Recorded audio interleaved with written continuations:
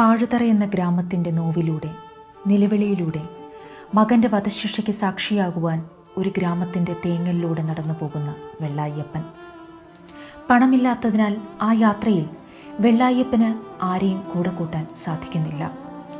കോടച്ച് കെട്ടിത്തന്ന പൊതിച്ചോറുമായി ഒരു ഗ്രാമത്തിൻ്റെ വേദനയിലൂടെ വെള്ളായ്യപ്പൻ പട്ടണത്തിലേക്ക് പോകുന്നു. നിസ്സഹായനായ ഒരച്ഛൻ്റെ യാത്ര.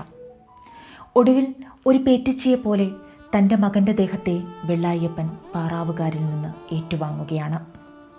പണമില്ലാത്തതിനാൽ സംസ്കാര ചുമതലയേൽക്കാൻ ആകുമായിരുന്നില്ല. മണ്ണ് മൂടുന്നതിന് മുൻപ് കണ്ടുണ്ണിയുടെ മുഖം വെള്ളായ്യപ്പൻ ഒരു നോക്ക് കണ്ടു. ആ നെറ്റിയിൽ കൈപ്പടം വെച്ച് അനുഗ്രഹിച്ചു. വെള്ളായ്യപ്പൻ വെയിലത്ത് അലഞ്ഞു നടന്ന് കടപ്പുറത്തെത്തി.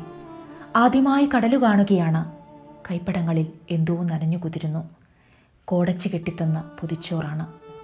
വെള്ളായ്യപ്പൻ പൊതിയഴിച്ചു. വെള്ളായ്യപ്പൻ അന്നം നിലത്തേക്കെറിഞ്ഞു. വെയിലിൻ്റെ മുകൾത്തട്ടിൽ നിന്ന് എവിടെ നിന്നോ ബലിക്കാക്കകൾ അന്നം കൊത്താൻ ഇറങ്ങി വന്നു. വായിച്ചു തീരുമ്പോഴേക്കും സങ്കടങ്ങളുടെ ഒരു കടൽ അലയടിക്കുന്ന ഭാവതീവ്രമായ മലയാളത്തിലെ മികച്ച കഥകളിലൊന്ന്. ഒ.വി. വിജയൻ്റെ കടൽ തീരത്ത്.